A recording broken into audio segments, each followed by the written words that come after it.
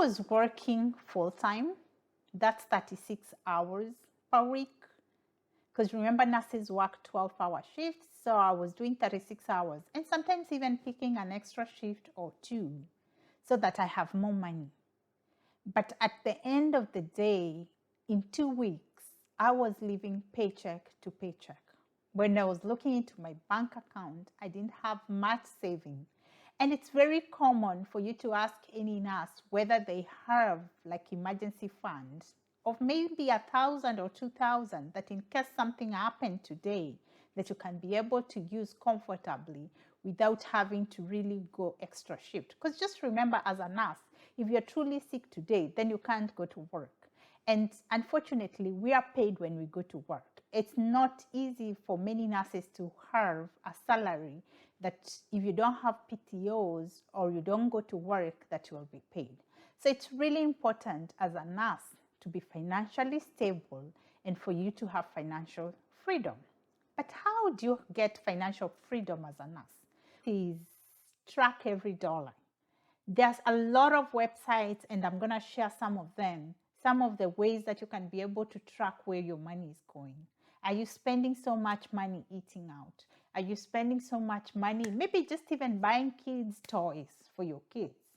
Or are you spending so much money sending back home? It's important for you to know where is your money going. Tracking your money is the first way for you to know the freedom way, for you to know where your money is going is really important. The second thing is smart shopping. I really like those nice things, but everything goes on sale. And it's important for you to know when some of these sales are. You'll find like sales might be there prior to some holidays, or sales might be there after the season is about to end. So it's important for you to know how to shop smart.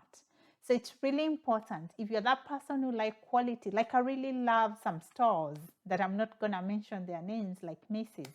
So if you know that there are stores that you love to shop, much to shop, when do they have sales? When can you be able to get wherever you like the quality of things that you like at low expenses? So a second thing that is so important when it comes to looking at your budget is shopping smart. When is the best time to buy things? Another way to save your money is avoiding life inflation. Like it's very easy for you to come into this country, and since you realize that you can be able to go buy, because most of the people know that nurses are well paid, it's very easy for you to go get a very expensive car or be able to have 3 cars outside there. Do you really need 3 cars outside at your house? So it's important for you to decide what are some of the things that are really important to me. I want a car that doesn't have an issue. I want a car that is nice. Whichever void that you have that is really important. Identify things that are important to you and buy them because you need them. Not one of the things that you can really do is investing your money. So how do you invest your money? Is to have your money work for you. I know as nurses, in nursing school, we were never taught about money. Any conversation about money, it was either about how hospitals do budget, what are some of the expenses for the hospital, how to cost cut for the hospital. But there wasn't a conversation about how do you manage your money. So me, as Joe, I had to really start investigating or learning about money. Money literacy is really important. I had to look, what are some of the ways that I can make my money work for me? One of the things that I really learned and that I think every nurse should try to understand is things like investments in stocks. Because honestly, I have been investing in stocks and I'm not recommending any stock because remember, I'm a nurse. I'm not a financial advisor. But honestly, stock is like having to purchase something that you don't have to manage every day, especially if you're investing long term. But at the end of the day, it's much better than leaving your money in the account and you don't have anything. You can leave the money for emergency fund that you need in case you need. But in reality, you can have this money that has been sitting in your account, even if it's 100 or 20 or 40, that every month you decide, I'll be sending 200 for investments. I'll be putting in my stock. That money is likely to compound, and at the end of the day, you'll be amazed how much you've saved or how much your money has grown.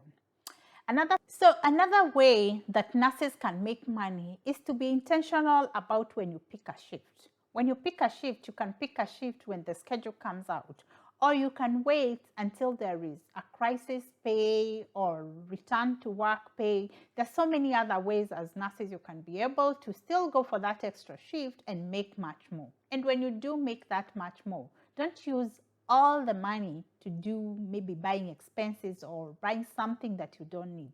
You can always have a percentage that every time I do an extra shift, 20% of the pay will go to my investments.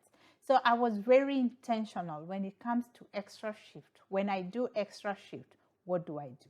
Another thing that is really important when it comes to money management, I always imagine like when I'm getting a bonus, because remember sometimes like when I came to this country, I signed an agency bonus.